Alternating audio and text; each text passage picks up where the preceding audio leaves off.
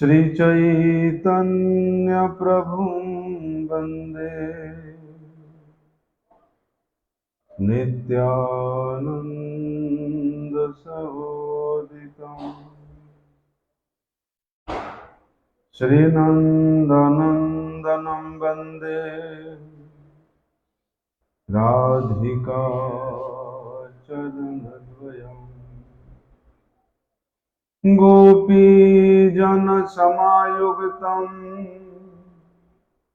वृन्दावनमनोहरम्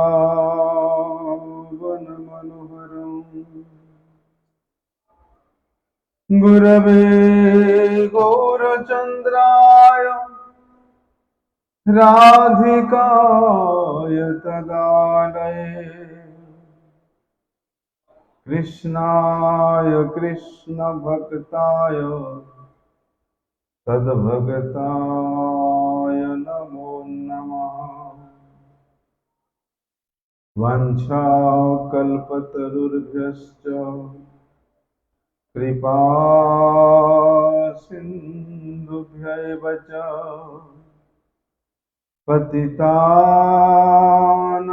पावनेभ्यो वैष्णवेभ्यो नमो नमः। पतित पावन परम करुणामय परम आराध्यतम गुरुपाद पद्म नित्य लीला प्रविष्ट विष्णुपाद परमहंस परिव्राजकाचार्य अष्टोत्तर शत श्री श्रीमद् शिल भक्ति वल्लभ तीर्थ गोस्वामी गुरु महाराज जी के श्री अभय चरण कमल में अनंत कोटि साष्टांग दंडवत प्रणाम करते हुए उनकी अहेतु की कृपा प्रार्थना करता हूँ। परम आराध्यतम शिक्षा गुरुपाद पद्म नित्य लीला प्रविष्ट विष्णुपाद परमहंस शिल भक्ति विज्ञान भारती गोस्वामी महाराज के चरण कमल में अनंत कोटि साष्टांग दंडवत प्रणाम करते हुए उनकी अहेतु की कृपा प्रार्थना करता हूँ।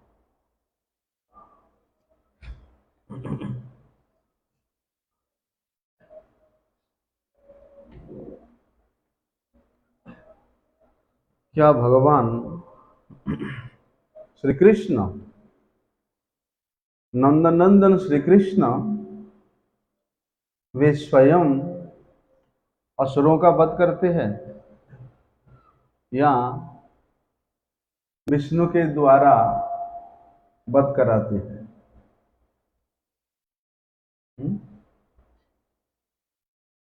भाई, असुरों का वध करने के लिए तो शंख चक्र गदा ये सब अस्त्र से सुसज्जित होकर के भगवान को वहां युद्ध क्षेत्र में जाना पड़ेगा।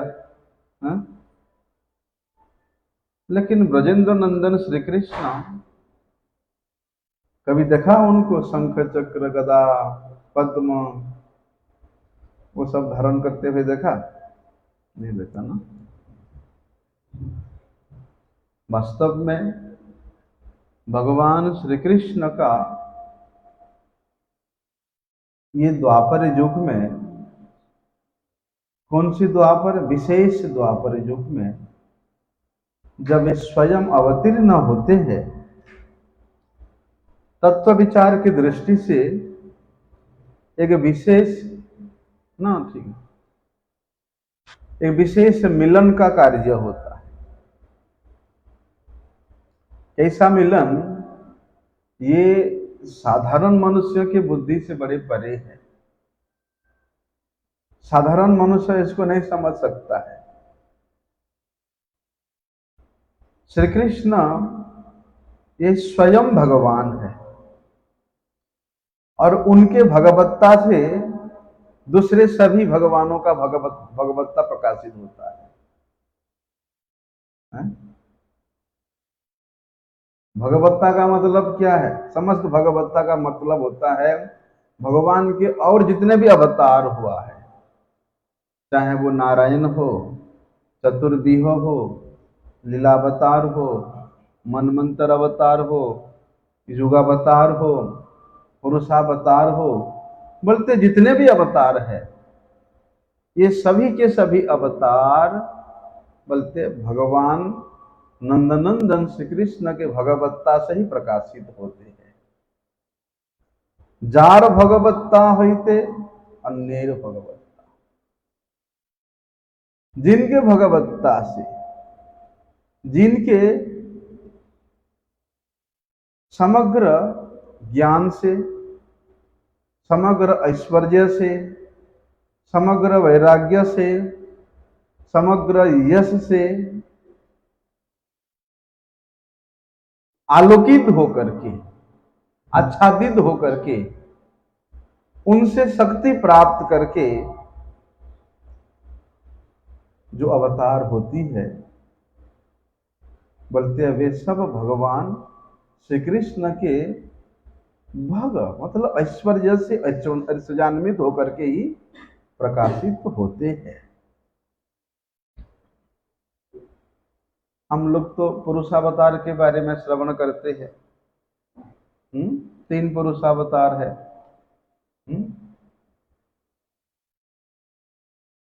और उनमें से भी जो विष्णु है, मूल विष्णु है, वे इस जगत के पालन करता है और पृथ्वी का जो भार हरण, असुर मारण, धर्म संस्थापन, ये जो क्रिया है ये केवल वे जगत के सृष्टि करने वाले विष्णु के द्वारा ही भगवान श्री कृष्ण के इच्छा से होता है। इसलिए हर कार्य कि सब कुछ भगवान श्री कृष्ण ही करेंगे ऐसा नहीं। हर कार्य स्वयं रूप श्री कृष्ण करेंगे ऐसी बात नहीं है। वे तो रसिक शेखर है, वे आनंद लीलामय रस विग्रह है, वे रस के स्वरूप है, अनंत के स्वरूप है, प्रेम के स्वरूप है। अगर वे ये सब असुर मारण, सृष्टि स्थिति प्रलय ये सब कार्य में लगेंगे तो दोनों मैच नहीं होता है ना। देखो भगवान श्री कृष्ण ये सभी युगों में अवतीर्ण होते हैं, होते नहीं। सभी युग में स्वयं श्री कृष्ण अवतीर्ण नहीं होते हैं, लेकिन जब होते हैं तब जितने भी अवतार है समस्त अवतार आकर के भगवान श्री कृष्ण में मिल जाते हैं। जितने भी अवतार है किस प्रकार से मिलते हैं? जैसे एक विशाल अग्निकुंड है और उस अग्निकुंड से जो जलता हुआ चिंगारियां निकलती है वे पुनः उसी अग्निकुंड में आकर के ही मिल जाती है। बताया शास्त्र में बताया कि यो वैकुंठे चतुर्बाहु भगवान पुरुषोत्तम य एव श्वेत दीपेशु नरो नारायण च यः। इसका मतलब है कि जो भगवान पुरुषोत्तम उस वैकुंठ में शंख चक्र गदा पद्म चतुर्बाहु चतुर्भुजा युक्त है और जो श्वेतदीप के पति है और जो नर अर्थात नारायण के सखा है वे कौन है? समझ आ रहा है? वैकुंठ में जो शंख चक्र गदा पद्म युक्त चतुर्बाहु युक्त भगवान नारायण है, श्वेतदीप पति है, नर के सखा नारायण है, वे कौन है? बोलते हैं तो एव वृंदावन भू बिहारी नंदनंदन, वे स्वयं वृंदावन बिहारी नंदनंदन श्री कृष्ण ही है। किस प्रकार से?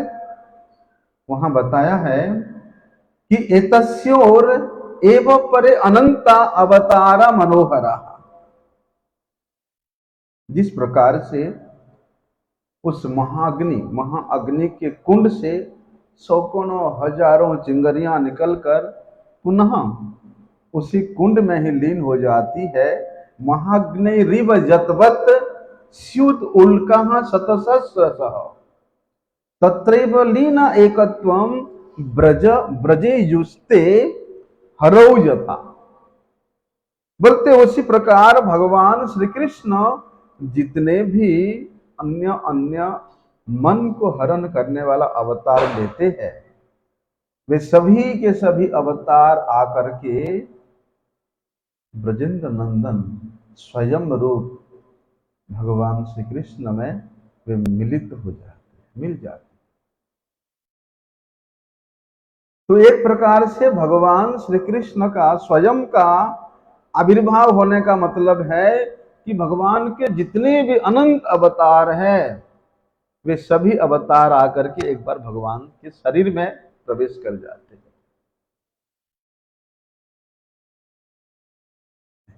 क्योंकि वे ही तो सभी कारणों के परम कारण है। ईश्वर परमः कृष्ण सच्चिदानंद विग्रह अनादिरादि गोविंद सर्व कारणम कारणम। मतलब जितने भी अवतार हुए हैं, उन तमाम अवतारों के भी मूल कारण कौन है? श्री कृष्ण है। इसलिए जब भगवान श्री कृष्ण के शरीर में सभी अवतार है, तो विष्णु भी, भगवान विष्णु भी उनके शरीर में उसी समय प्रवेश कर जाते हैं। तो चैतन्य चरितामृत में वहां कविराज गोस्वामी जी ने बड़े सुंदर बात बताया है कि अतएव विष्णु तखन कृष्णेर शरीरे विष्णु द्वारे कृष्ण करे असुर संहारे। देखने में लगता है कि ब्रज में भगवान जितने भी असुरों का वध किया है, वे स्वयं किया है। नहीं लगता है? लगता है ना। लेकिन कविराज गोस्वामी कहते हैं कि जब भगवान श्री कृष्ण के शरीर में विष्णु शंख चक्र गदा पद्म धारण करने वाला विष्णु विराजमान है, तो उन्हीं विष्णु के द्वारा ही कृष्ण क्या करते हैं? इन असुरों का वध करते, संहार करते। इसलिए ये जो भगवान विष्णु है, जिस समय स्वयं श्री कृष्ण से मिलित होते हैं, तो उस समय क्या होता है? श्री कृष्ण उन विष्णु के द्वारा ही ये असुर संहार इत्यादि कार्य संपन्न करा लेते हैं। लेकिन एक विशेष ध्यान देने वाली बात है, इसमें बड़े गलतफहमी होता है, आशंका होता है। साधारण रूप से हम लोग यही श्रवण करते हैं कि अघासुर, बकासुर, पूतना, इन असुरों का नाश, इनका वध करने वाला विष्णु है, श्री कृष्ण नहीं है। लेकिन इस बात को हम लोग कितना ग्रहण कर सकते हैं? अरे नहीं, भगवान श्री कृष्ण बाल रूप में वध किया सबका, वहां विष्णु कब वध किया? हा? और वहां बोलते हैं कि स्वयं भगवानेर कर्म नहे भार हरण। जो स्वयं रसिक शेखर श्री कृष्ण चंद्र है, उनका कार्य नहीं है बस पृथ्वी का भार हरण करना। अगर शास्त्र का सिद्धांत यही है तो ये असुरों का वध करना तो बाहर हरण ही कार्य हुआ। इसलिए श्री कृष्ण के शरीर में जो विष्णु भगवान वहां मिलित रूप से है, प्रवेश किए हैं, वे ही इन असुरों का वध किया। लेकिन यदि भगवान विष्णु वध करते तो शंख जो है, गदा पद्म चक्र ये सब लेकर के वध करते, वैसा तो हुआ नहीं था। चाणूर का वध किया, कोई वहां अस्त्र शस्त्र लगा था? इसलिए देखो, हमारे गुरुजनों से हम लोग श्रवण करते हैं, कृष्ण का कई नाम है। अघारी, अघासुर का जो रूप गोस्वामी जी ने एक बड़े सुंदर स्तोत्र लिखा है, उस स्तोत्र का नाम है प्रणाम प्रणयाख्य स्तव। उस स्तव के अंतिम पद में, प्रत्येक श्लोक के अंतिम पद में उन्होंने यही उद्देश्य किया है कि दैत्य सिंधुर पारिंद्र वंदे गोपेंद्र नंदनम। इसका मतलब क्या है? दैत्य सिंधुर पारिंद्र वंदे, मतलब जो दैत्य रूपी हाथी है, असुर रूपी हाथी है, उनके लिए ये सिंह के समान। कौन? ये गोपराज, गोपराज नंद नंदन श्री कृष्ण है। अहम वंदे, मैं उनका वंदना करता हूं। इसीलिए देखा जाता है कि ब्रजेंद्र नंदन श्री कृष्ण ही अघासुर को मारा, बकासुर को मारा, पुतना को मारा, सबको मारा, श्री कृष्ण नहीं मारा। इसलिए श्री कृष्ण ही इनका विनाशक हुए। तो फिर वहां शास्त्र का जो सिद्धांत है, नहीं नहीं, श्री कृष्ण तो रसिक शेखर लीला परायण है, वो तो ये सब भार हरण का कार्य वे विष्णु के द्वारा कराते हैं। तो इस बात को लेकर के बड़े संशय होता है। अच्छा, फिर देखने को मिलता है ये वृंदावन में, ब्रजधाम में जितने भी असुरों के वध का लीला हुआ है, वास्तव में वे बड़े अद्भुत है। कैसे अद्भुत? कि इतना विशाल विशाल असुर है, इतना विशाल आकार, उनको वध करने के लिए किसी अस्त्र शस्त्र का धारण करने की आवश्यकता नहीं हुई है। जैसे भगवान नर रूप में, द्विभुज मुरलीधर त्रिभंग भंगिम रूप में भगवान प्रकट हुए, आविर्भूत हुए हैं, बोलते हैं भगवान उसी नर रूप में ही, उसी बंसी बजाते बजाते ही बोलते इन सब असुरों का कल्याण कर दिया।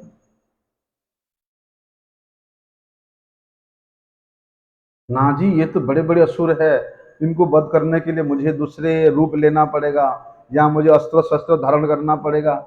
ऐसा तो नहीं किया भगवान ने, है?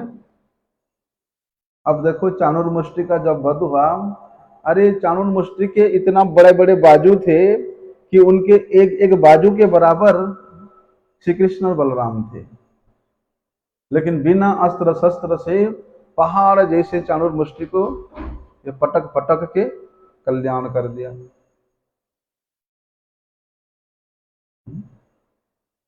पुतना, पुतना के स्तन में जब श्री कृष्ण बैठे थे, उस स्तन को पकड़ के, तो उसके स्तन इतना विशाल पहाड़ जैसा था, और उस स्तन रूपी विशाल पहाड़ में एक छोटे से सरसों के मापी कहीं बैठा हुआ है श्री कृष्ण चंद्र, इतना विशाल था। वहां तो श्री कृष्ण 6 कोस लंबा थी, है कितना? 6 कोस, अर्थात गोकुल से हाथरस तक।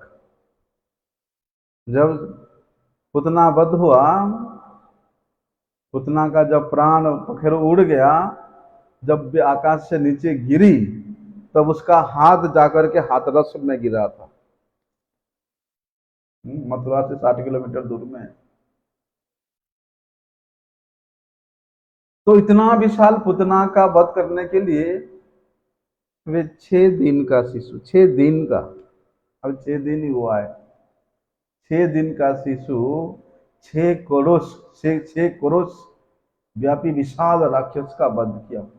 उसके लिए तो भगवान को दूसरा कोई रूप लेना नहीं पड़ा कि उसके जैसा विशाल रूप मैं भी ले लूंगा। जैसे हम लोग देखते हैं ना लीलाओं में, जैसे ही रामायण में वे असुर बड़े बड़े रूप ले लेते हैं, हनुमान जी भी इतना बड़ा, उससे भी बड़ा आकार ले लेते हैं, है ना। लेकिन श्री कृष्ण चंद्र का ये जो ब्रज की जो लीलाएं हैं, ब्रज में जो असुर वध इत्यादि लीला हुआ, ये बड़े ही अद्भुत है। भगवान ने जो नर रूप में अवतरित हुआ है, उस नर रूप को उन्होंने उल्लंघन नहीं किया। अब देखो कालियो, 1000 फन था कालियो का, और एक एक फन इतना विशाल विशाल कि एक साथ वे 1000 लोगों को एक फन में निगल सकता है। और ऐसे 1000 फन था कालियो का। वे छोटे से कन्हैया हैं, बोलते इतना विशाल कालिया नाग को कैसा दमन किया। उसके लिए तो कालिया से ही बड़ा और कोई रूप नहीं लिया। तो भगवान नर रूप में अवतरित हुए हैं, तो नर रूप का जो वास्तविकता है उसको उन्होंने उल्लंघन नहीं किया है। इसलिए हमारे गोस्वामी गण कहते हैं कि श्री कृष्ण का यही तो माधुर्य है, यही तो वैशिष्ट्य है श्री कृष्ण का, कि उन्होंने जितने भी अवतार हुए हैं उन सभी अवतारों से इनका विशेष विलक्षणता है। इसी कारण से वे पुतनारी है, अघारी है, बकारी है, श्री कृष्ण का ही नाम है। क्योंकि यदि विष्णु ये पुतना, अघासुर, बकासुर का विनाश करते तो वे वहां गदा चक्र ये सब लेकर के प्रकट होते, है ना। बड़े ही अद्भुत लीला है। रूप गोस्वामी जी ने तो भक्ति रसामृत सिंधु में जो 64 प्रकार के भगवान के गुण का वर्णन किया है, उसमें से श्री नारायण में जो गुण है हतारी गतिदायक, कि जिसका वो वध करेंगे, अर्थात भगवान के हाथों में जिसका वध हो जाएगा उसका उच्च गति प्राप्त हो जाएगा, उसको वैकुंठ की प्राप्त होगा। इसलिए भगवान का एक नाम क्या है, हतारी गतिदायक। ये श्री नारायण, अगर भगवान विष्णु भी उसको वध करे तो उसका भी उच्च गति होगा, नारायण के द्वारा भी वध है, उच्च गति होगा। भगवान के जितने भी अवतार हुए हैं सब विष्णु अब विष्णु तत्व है। तो जितने अवतार हुए हैं जिनसे भी किसी दैत्य का वध हो जाता है तो उसका कल्याण हो जाता है, उसको वैकुंठ की प्राप्त होती है। अरे भाई वो इतना बड़ा शत्रु था, आपको सारा जीवन गालियां दी शिशुपाल ने, हैं? सारा जीवन गालियां दी, भक्ति नहीं किया और भगवान के हाथों से मारा गया। फिर भी सबके देखते देखते शिशुपाल की जो आत्मा है भगवान में प्रविष्ट हो गया। बोलते भगवान को विरोध करने से, भगवान का निंदा करने से, भगवान को गालियां देने से नरक की प्राप्ति होती है, है? लेकिन वहां तो ऐसा नहीं हुआ। शिशुपाल ने पानी पी पी के गाली देता था।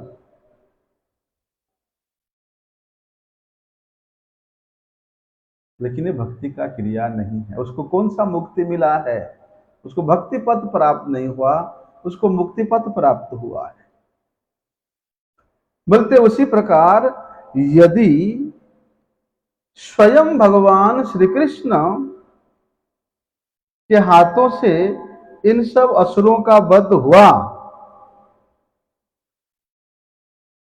या इनसे नहीं हुआ तो क्या भगवान के लिए हतारी गतिदायक शब्द, श्री कृष्ण के लिए ये हतारी गतिदायक शब्द नहीं बोल सकते हैं?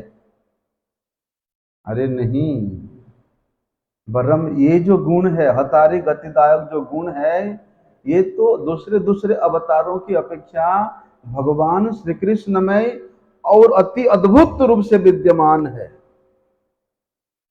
विष्णु में, नारायण में जो जितने परिमाण में है, उनकी अपेक्षा और अधिक परिमाण में वे नंदन श्री कृष्ण में है। हम लोग देखते हैं देश की रक्षा करने के लिए, शत्रु का दमन करने के लिए राजा ने किसको दायित्व देता है? सेनापति को, है ना।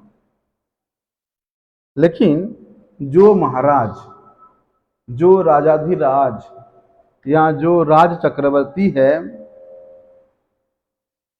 ऐसे बात नहीं है कि उनको बिल्कुल ये बात पता नहीं होता है कि उसके राज्य में आक्रमण हो गया, सेनापति जाकर के वहां युद्ध का तैयारी कर रहा है, नहीं जानते राजा, ऐसी बात नहीं है। बल्कि सेनापति से भी और अधिक अनुभवी और अधिक युद्ध कौशल में पारंगत होते हैं वे राजा। और यदि आवश्यक पड़े कुछ तो सेनापति के भूमिका को भी वे राजा स्वयं ग्रहण करके अपने शौर्य वीर्य का प्रदर्शन करते हैं। और राजा के ऐसा शौर्य वीर्य को देख करके सेनापति भी आश्चर्यचकित हो जाता है। बोलते इसी प्रकार भगवान श्री कृष्ण वे असुर वध लीला किए। बोलते हैं जो विष्णु असुर संहार की लीला करते हैं, बोलते उनसे भी और अधिक वैशिष्टता से युक्त होता है और अधिक चमत्कारिता से युक्त होता है जब वे कार्य स्वयं भगवान श्री कृष्ण के द्वारा होती है। अभी फिर भगवान के हाथों में मारे गए जो असुर लोग है, उनको गति भी तो प्रदान करना है, हा? तो भगवान विष्णु के हाथों में मारे गए असुरों की जो गति होती है, उससे भी अधिक उच्च श्रेष्ठ गति श्री कृष्ण के हाथों से कल्याण होने वाला का होता है। जैसे विष्णु के हाथों में यदि कोई मर जाता है, कोई मारा जाता है, तो उसको सिद्धलोक की प्राप्ति होता है, या मुक्ति प्राप्त जो सिद्ध ज्ञानियों का है वे ब्रह्म सुख में निमग्न रहते हैं। और दूसरी ओर जब भगवान श्री कृष्ण के हाथों में मारा जाता है, सीधे गोलोक धाम में जाता है। देखो ना, पुतना क्या करने,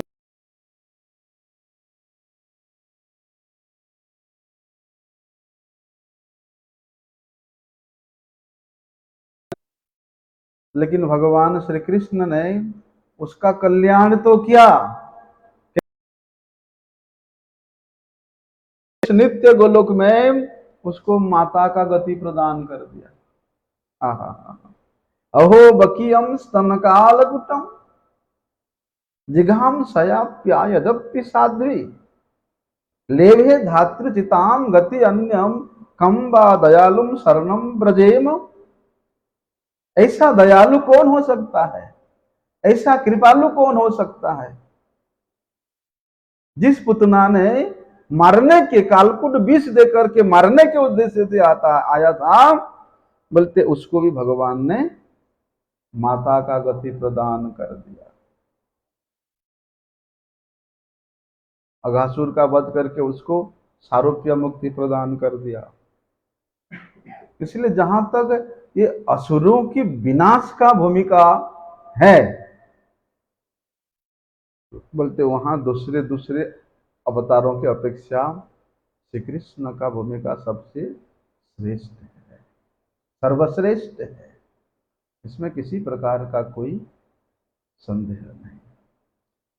तो फिर वहां बताया कि भैया विष्णु द्वारे कृष्ण करे असुर संहारे, कि विष्णु के द्वारा श्री कृष्ण असुर संहार इत्यादि कार्य करते हैं। लेकिन यदि विचार करें, विचार करने से देखा जाता है जैसे एक मूल दीपक से हम लोग करते ना, जैसे दिवाली में एक कैंडल जला करके हम पूरे छत में जितने भी दीपक हो तो सबको जला के आते हैं, है ना। जैसे मूल दीपक से हम लोग अन्य अन्य दीपक को आलोकित करते हैं, उसी प्रकार श्री कृष्ण वे ही मूल विष्णु है, अर्थात जितने भी भगवान के अवतार है, चाहे वो व्यूह हो, वैभव हो, चाहे वो अंतर्जामी रूप हो, सभी विष्णु तत्व का मूल स्रोत कौन है? भगवान श्री कृष्ण ही है।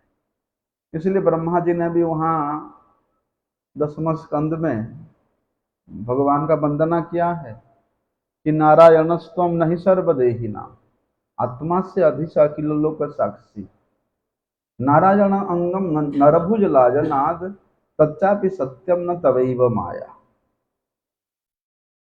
कि हे भगवान, आप ही मूल नारायण हो, आप ही मूल विष्णु हो, अतएव तुम ही हो मूल नारायण।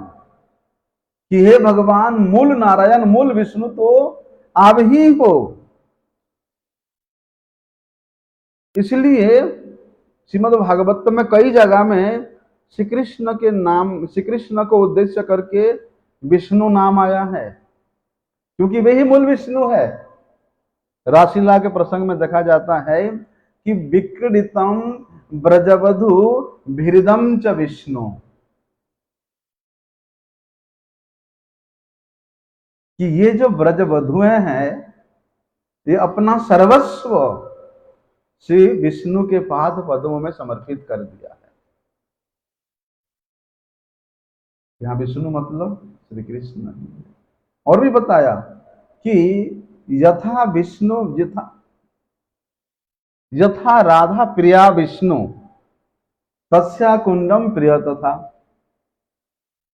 जैसे विष्णु भगवान को उनका कुंड अत्यंत प्रिय है, राधा कुंड अत्यंत प्रिय है, उसी प्रकार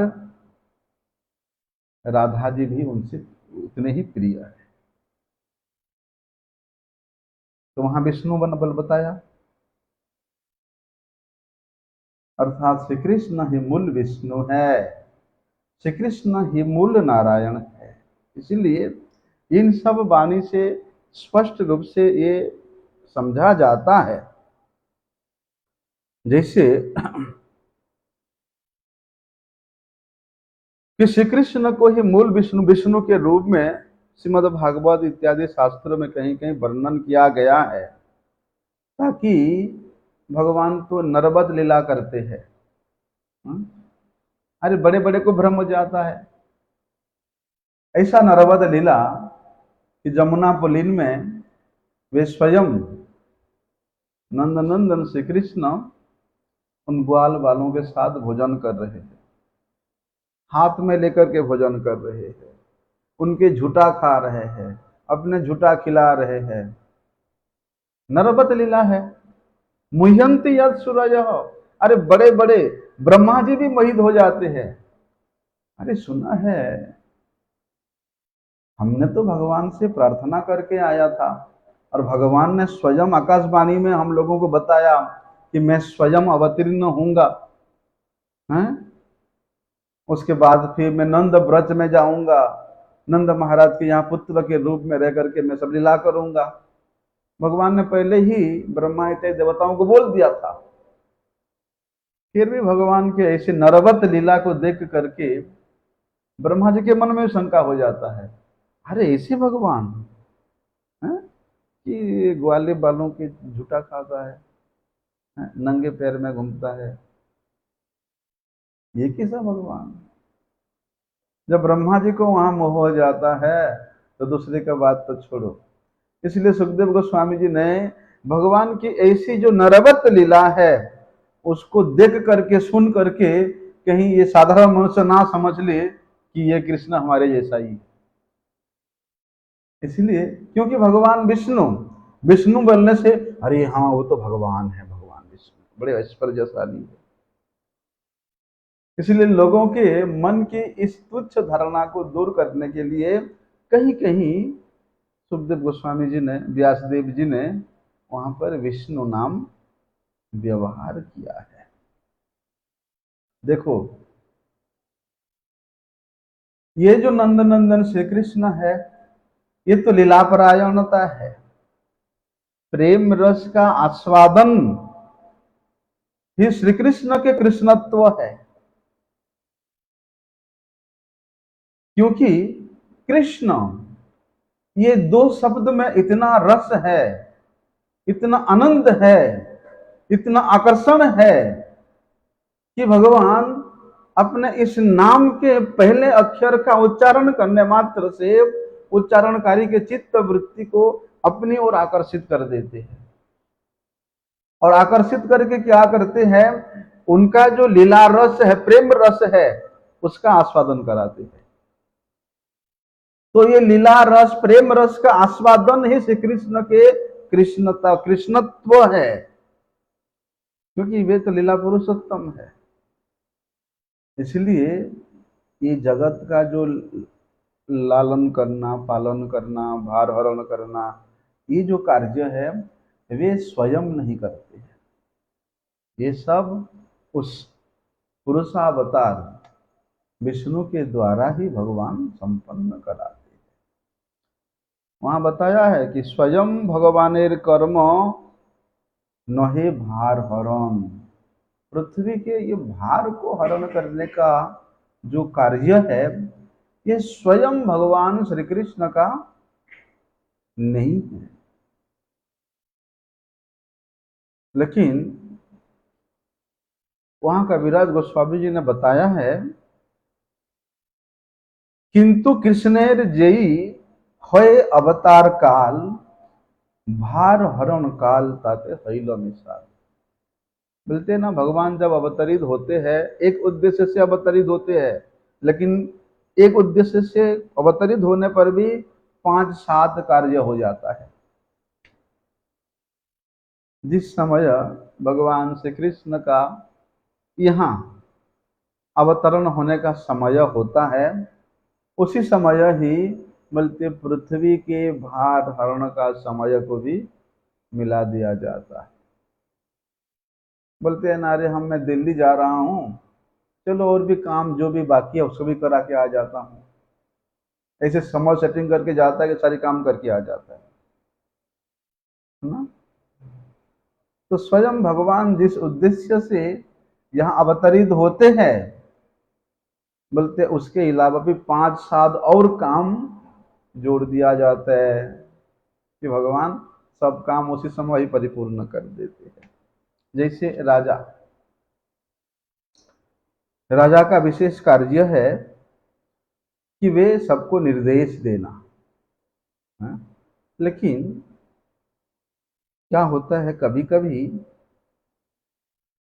जरूरत पड़ने पर राजा को भी सेनापति का काम करना पड़ता है, उसको भी युद्ध करना पड़ता है, नहीं पड़ता है। बोलते हैं वैसे ही जब भगवान कृष्ण अर्थात मूल विष्णु, मूल नारायण, ये अपनी परम कारुण्य धर्म के वशीभूत होकर के वे स्वयं इस जगत में अपनी ही इच्छा से अवतीर्ण होते हैं, उसी समय भगवान के जितने ही अवतार हैं, वे सब आकर के श्री कृष्ण के श्री शरीर में, श्री अंग में सब समाहित हो जाते हैं। तो पृथ्वी के भार हरण करने का दायित्व जिनके ऊपर है, किसके ऊपर है? विष्णु के ऊपर है। वे विष्णु भी आकर के भगवान श्री कृष्ण के शरीर में समाहित हो जाते हैं। लेकिन राजा भले ही वे सेनापति के दायित्व को ग्रहण किया है,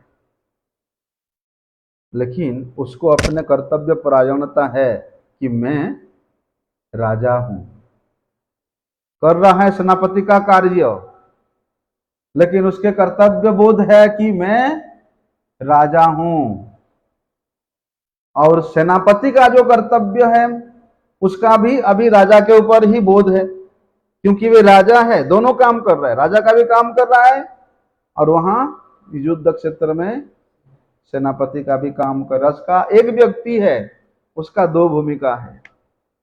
बोलते ठीक उसी प्रकार अवतार का जो भूमिका है वे श्री कृष्ण का। लीला पुरुषोत्तम के विषय में ये कृष्ण और भार हरण के विषय में विष्णु है। इसीलिए जितना भी भार हरण का कार्य है ये भगवान अपने शरीर में स्थित जो विष्णु तत्व है,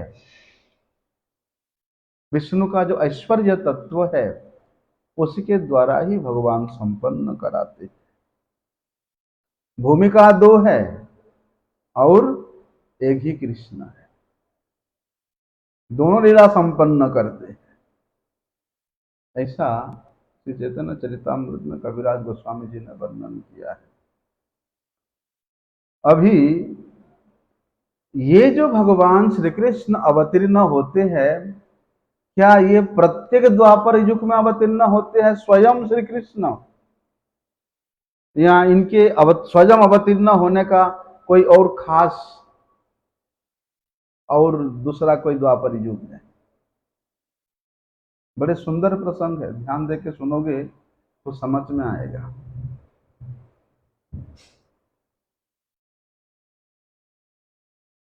साधारण रूप से यदि हम लोग विचार करें तो श्री कृष्ण प्रत्येक द्वापर युग में ही अवतीर्ण होते, ऐसी बात नहीं है। ना जी द्वापर में तो कृष्ण अवतार होता है, त्रेतया में तो रामावतार होता है, कली में तो कल्कि अवतार होता है। ऐसी बात नहीं कि प्रत्येक द्वापर में श्री कृष्ण को ही आना पड़ेगा। बोलते ब्रह्मा के एक दिन में, ब्रह्मार एक दिन है तिहो एक बार अवतीर्ण होया करें प्रकट बिहार। ब्रह्मा जी के एक दिन में एक बार श्री कृष्ण स्वयं प्रकट होते हैं। जैसे एक दिन में प्रकाश होता है उनका। हाँ, ब्रह्मा जी का जो एक दिन होता है ना, बहुत बड़ा होता है। जानता है कितना है?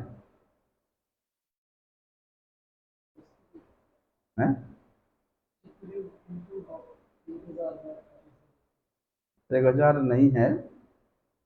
बोलते ब्रह्मा जी के एक दिन को एक कल्प कहते हैं। क्या कहते हैं? कल्प कहते हैं। और एक कल्प में 14 मनमंत्र है। एक कल्प में 14 मनमंत्र है और एक मनमंत्र में 71 चतुर्युग है और एक चतुर्युग में सत्य, त्रेता, द्वापर और कली, ये 4 युग होते हैं। आया समझ में? इसको गुणा करो चलो।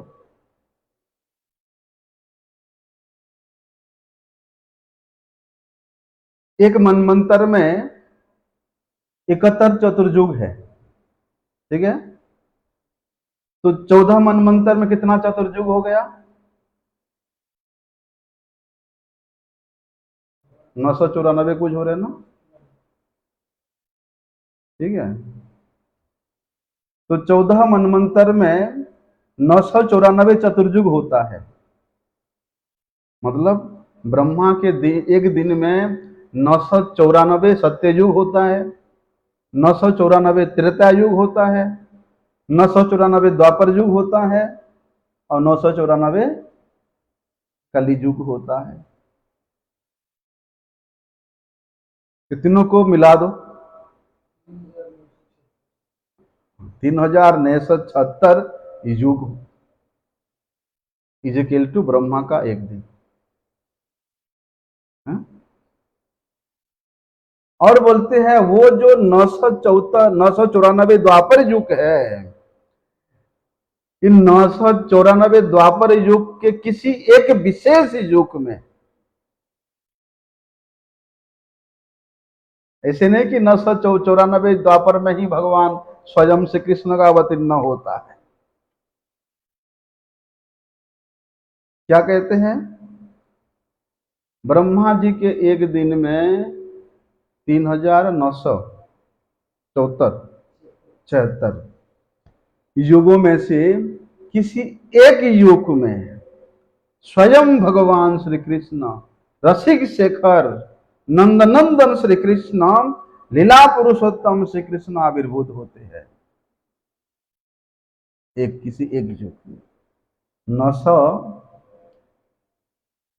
994 में से किसी एक युग में आते हैं, और बोलते जिस द्वापर में वे आते हैं ठीक उसके बाद के कली युग में वे नंदनंदन श्री कृष्ण ही स्वयं श्री कृष्ण चैतन्य महाप्रभु के रूप में वे नवद्वीप धाम में अवतीर्ण होते और वहां अपनी औदार्य लीला का प्रकाश करते हैं। ऐसा इसलिए दूसरे दूसरे द्वापर में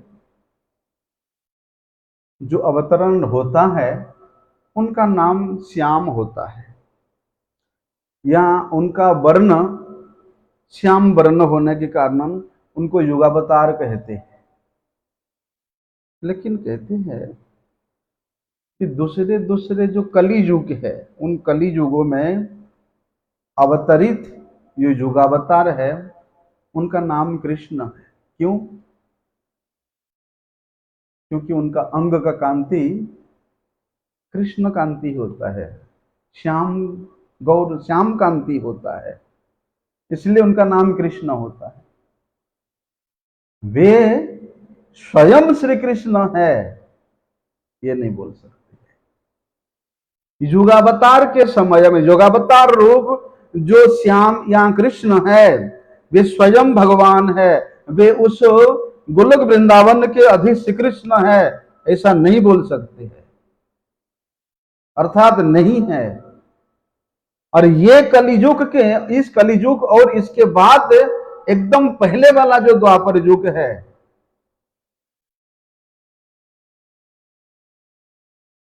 बोलते हैं वो ब्रह्मा जी के एक दिन की अर्थात 3976 युगों में से सबसे अधिक वैशिष्ट्यपूर्ण ये कलियुग है। और इस कलियुग के ठीक पहले वाला जो द्वापर है वे 3976 युगों में से ये सबसे श्रेष्ठ है, सबसे वैशिष्ट्यपूर्ण है। और उसी युग के इसी समय में भगवान ने कृपा करके हम लोगों को जन्म दिया है, वो भी मनुष्य रूप में। क्योंकि भैया स्वयं भगवान मतलब जो मूल तत्व वस्तु है वे इन्हीं दो युगों में ही आविर्भूत हुए हैं। इसलिए कलियुग जो कि 994 कलियुगों में से सबसे अधिक विशेष ये कलियुग है, जिस कलियुग में स्वयं भगवान गौरांग महाप्रभु अवतरित होते हैं।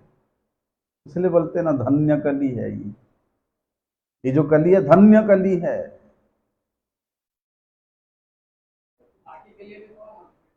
हैं?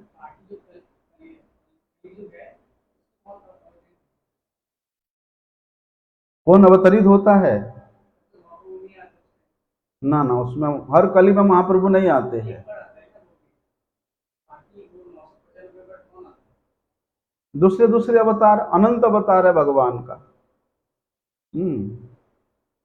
लेकिन ये कली में विशेष कली में ये धन्य कली में स्वयं नंदन ही से गौरांग रूप में अवतीर्ण होते हैं। देखो ध्यान से सुनना, ब्रह्मा जी के एक दिन में कितना मनमंत्र होता है? 14 मनमंत्र होते हैं।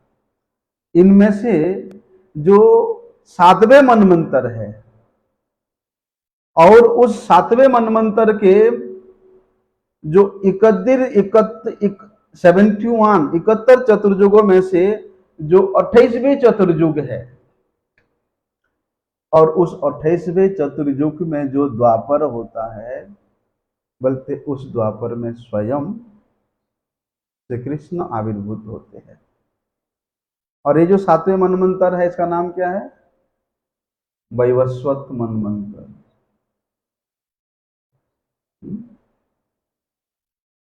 विवस्वत, विवस्वत किसका नाम है? सूर्य के पुत्र का नाम है ना। हम लोग श्रीमद् भगवद गीता के 4th अध्याय में पढ़े, एवं विवस्वान पार्थम है। हाँ, विवस्वान, विवस्वत बोलते हैं, विवस्वत। ये सूर्य के पुत्र श्राद्ध देव है। तो इस मनमंत्र में मनु, मनु मतलब अधिपति, इस मनमंत्र का जो अधिपति होता है उनको मनु बोला जाता है। प्रत्येक मनमंत्र के अधिपति को क्या कहते हैं? मनु कहते हैं। तो ब्रह्मा के एक दिन में कुल 3976 युगों में से केवल जो 1815वें युग है, अर्थात 28वें मनमंत्र में 1815वें युग में बोलते हैं स्वयं श्री कृष्ण, और 1816वें कली युग के प्रारंभ में श्री कृष्ण चैतन्य देव आविर्भूत होते हैं। और द्वापर युग के हिसाब से विचार करें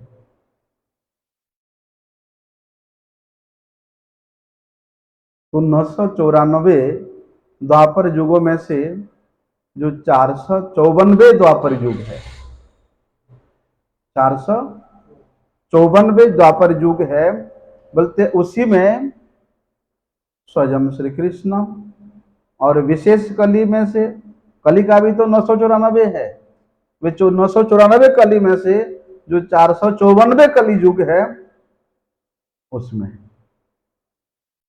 स्वयं नंदनंदन श्री कृष्ण चंद्र का आविर्भाव होता है। कहने का मतलब ये है कि ब्रह्मा जी का जो एक दिन कितना विशाल है, और ये 28वें मनवंतर ये एक प्रकार से मध्यकाल हो गया है। तो ब्रह्मा जी के दिन का मध्यकाल में एक बार स्वयं भगवान श्री कृष्ण अवतरित होते हैं। अब ब्रह्मा जी के एक दिन में कितने द्वापर, कितने कली, कितने त्रेता, कितने सत्य व्यतीत हो जाता है। देखो, हर द्वापर में स्वयं श्री कृष्ण नहीं आते, हर कली में स्वयं श्री कृष्ण श्री चैतन्य महाप्रभु के रूप में नहीं आते। परम वैशिष्ट है, इसको आप लोग लिख लेना।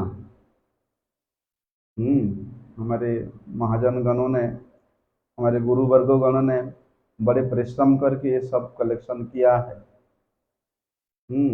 उनके उच्छिष्ट को ही हम लोग भोजन कर रहे हैं, ग्रहण कर रहे हैं।